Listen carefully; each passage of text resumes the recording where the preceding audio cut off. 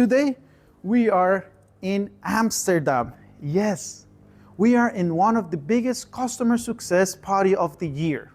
We are in Gainsight Pulse Europe 2023. Today's episode is completely different as what we are used to, but it's still aiming to help you excel in your customer success career. Today, we're gonna cover several challenges related to in-person events. And for that, we created these two boxes. Two boxes created by our design team, which is my wife and myself. What is the idea? Why do we have this? Well, we're gonna walk around and we're gonna interact with different customer success professionals. We're gonna interview them so they can give us their advices. One box is the question box, which is customer success related random questions. And the second one are challenges related to in-person events. They're gonna take out a question and a challenge, and we're gonna hear their advices. So I hope you enjoy today's episode, which is completely different, but it's full of insights and a lot of fun. So enjoy.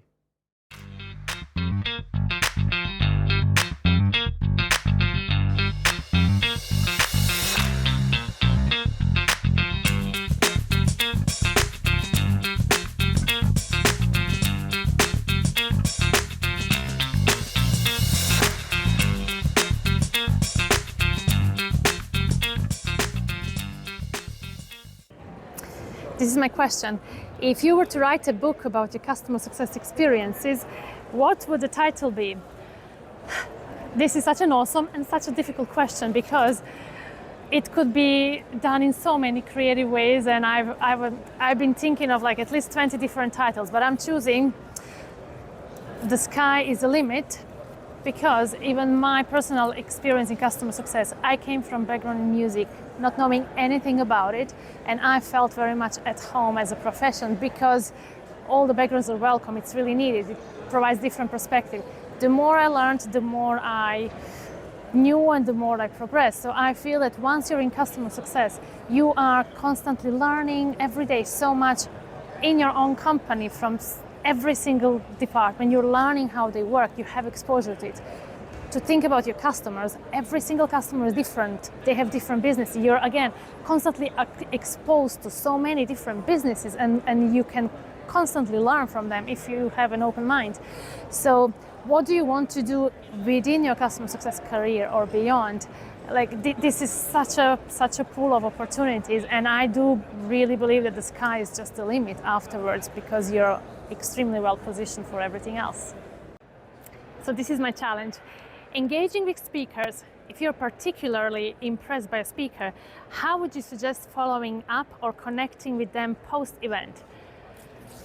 Okay, so many ways. Straight away after the talk, if you're at the event, go to them, try to say hi. They may have so many people in the queue, but be patient. If you are so impressed, just tell them, I really enjoyed your talk. Say something like, what was it that you particularly enjoyed, or was it, how can you relate to it? You can give the example of something that you're doing similar to the example they mentioned. So just, be with them straight after the talk and, let them see you in person.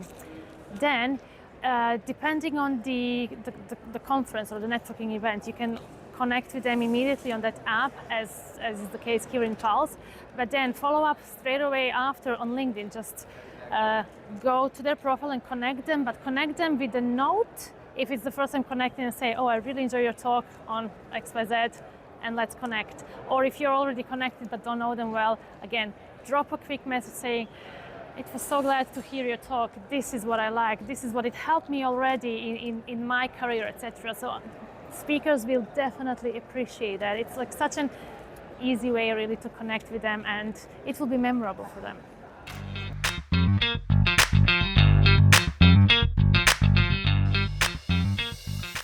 This is my question. So what's your go-to strategy for handling difficult customers? Which I think is a really fun question. So I have two answers to this. So the first one is a little bit of an annoying answer, but I don't necessarily think there's no such thing as a difficult customer. Like there are, especially in B2B, there are a lot of questions and desires they might have of your product or of your team, or they might not like your approach, for example, that you had in a certain QBR or those kinds of things. But these are all things that you should take to heart as learning opportunities, and basically you're learning to navigate this customer, but you're not dealing with a difficult customer, and there's no box that you put your difficult customers in. So I think they're all learning opportunities for you as a CSM. And the second thing is just empathy. I think, I don't know who said it, somewhere today I had a conversation here where someone said, look, whatever has happened, no matter what part the customer could, for example, have had in a certain thing that went wrong, at the end of the day, they're using our software, so it's our responsibility. So you should approach any difficult customer with the highest level of empathy possible, and basically just with you being ready to take the blame, take the fault, take the action on whatever has happened, because there's no other way. This is why they're using your software, why they're paying you, and it's also your opportunity to provide them with the best customer experience in the world. And they're gonna remember you when you fix a problem. That's more memorable than you fixing something that was already good or making it better. Okay, so this is a challenge. I'm gonna hold it like this for a second, but then I'm gonna read it. So post-event follow-up. What's your strategy for effective follow-up with the contacts that you've made at an event? So this is an interesting one because I get to speak from maybe a little bit of a customer success perspective, but also from a marketing perspective. So post-event follow-up starts with how you behave at the event. So I usually try and look for really interesting things or interesting behaviors or interesting conversations that I've had at the event, and then figure out a fun way to actually follow up with them. So I try and store certain little tidbits of conversations that I thought were really interesting or that I saw was making someone very happy, for example. So there are a lot of customer success managers here that have a lot of pride about the things that they've done. I make sure to ask. And those are also the things that I store away to basically be able to follow up with them after or highlight them later or these kinds of things. Like I've spoken to a few people that have just gotten promotions. So I'm also going to try and see if we as Gainsight can, for example, highlight that on LinkedIn and put them in the spotlight. Like I think the best follow-up is in the details, not necessarily in following up on the wider lines of conversation that you had with someone or following up on certain actions that you agree to. The best relationships are built human to human. So not VP of CS to VP of something else, really human to human. We're here connecting with each other as humans, as that's our human nature. I usually lead with a quote from Socrates when I'm presenting, who is basically saying just that, like we will do that no matter what, because we're wired to do so. So that's also the part that we need to follow up on, is basically that really human connection that we've had with people, even if it was very brief or very crazy, or if it's not businessy at all, to basically reach back out to someone on LinkedIn about a certain thing. And that's what they're going to remember about you. So that's what I would use in my follow-up.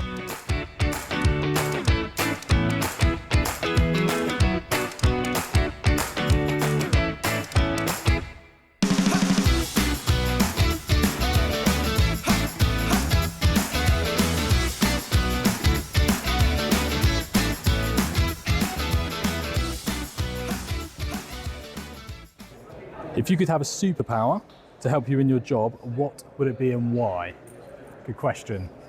It's a tough question. I'd like time travel for many reasons. But I would say being able to step into the future, I guess the reason why is being able to step into the future and see where customer success ends up. Obviously, we're talking a lot about digital, automation, technology. There's probably two parts to that. There's one to be ahead of the curve in what to expect, but also so I can steal the ideas and make my own business. So this is breaking into new conversations. What are your tips for joining ongoing conversations at networking events without seeming intrusive? This hasn't always been successful. But I think it's really important to firstly get eye contact with the individual.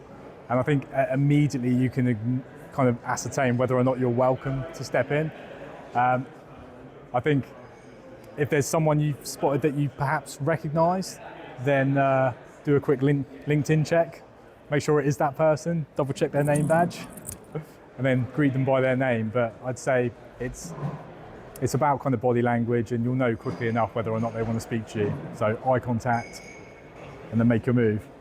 And if you've got some nice food as well, actually that helps sometimes. I'd say that's a good tip.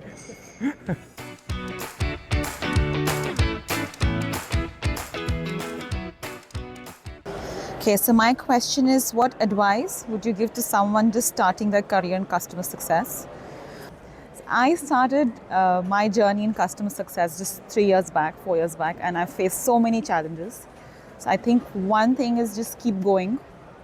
I mean, never give up, because there'll be so many obstacles, so many barriers, like they say in CS. So just keep going at it and you will find success.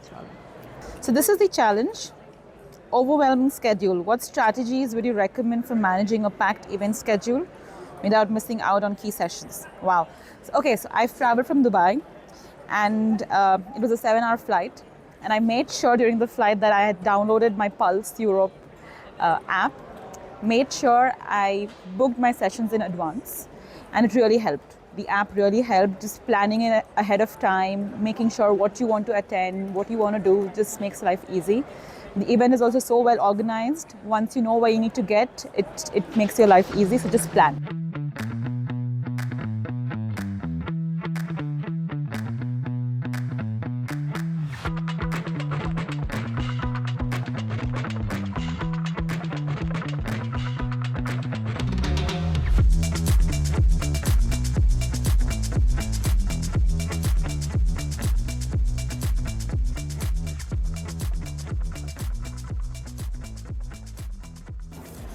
If you could automate one part of your daily routine, non-work related, what would it be?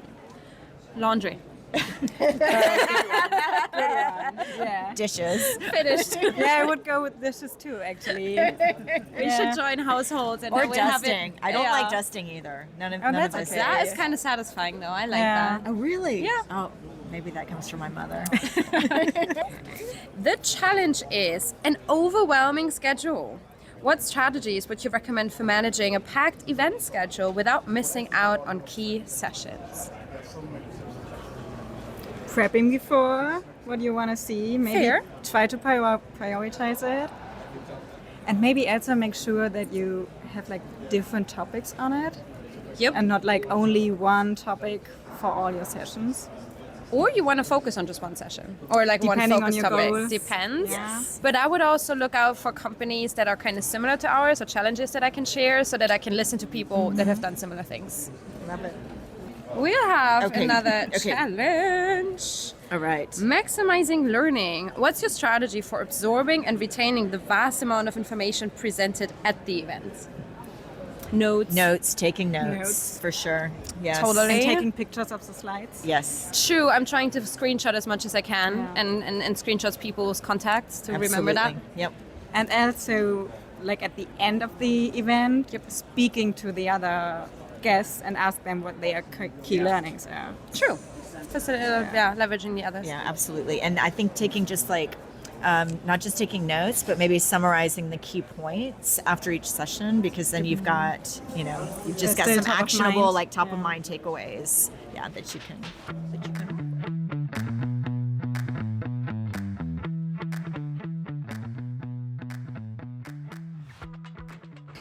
Yes, if you could only use emojis to communicate with clients for a day, which three would you choose? The first one I would use is like the devil that smiles. The second one is like the painting nails because I'm sassy, and the third one would be like the sparkle one. So yeah, that would be the three ones because that exactly describes me and the partnership with my clients. This is a challenge, staying updated. For someone unable to attend every desired session, what are your tips for staying informed about the key takeaways? I would say if you're alone on the event, I would definitely try to connect with people in the event and like share your notes. That's also something that I do, like look up on LinkedIn who went to the conference, link up with them, then ask them if they went to a session you did miss. If you're here with a team, I would always suggest to like really break out into the different sessions. No one has any like value on having the entire team in one session if you want to have everything covered. Like we are doing it right now at Pulse today. We really make sure that like all 4 of the sessions that are given simultaneously are covered by the 4 of us. And now we afterwards will have a meeting and like share our notes and make sure that we have everything covered and build the best yes team that we can be.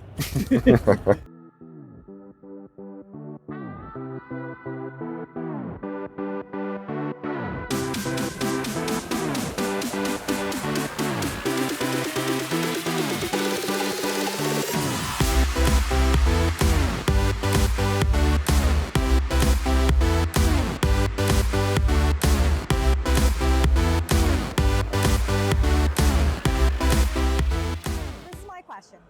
If you could have a superpower to help you in your job, what would it be and why?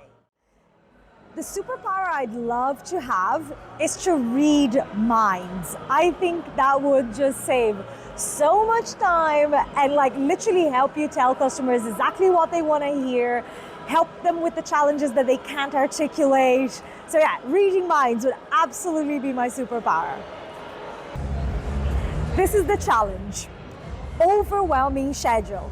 What strategies would you recommend for managing a packed event schedule without missing out on key sessions?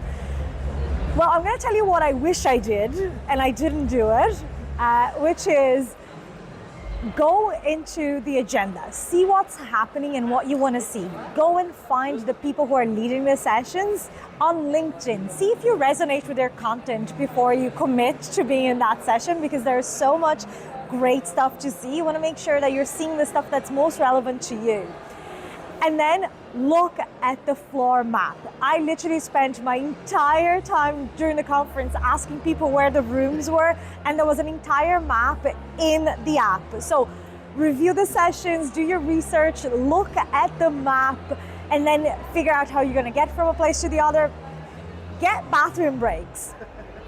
And don't forget water.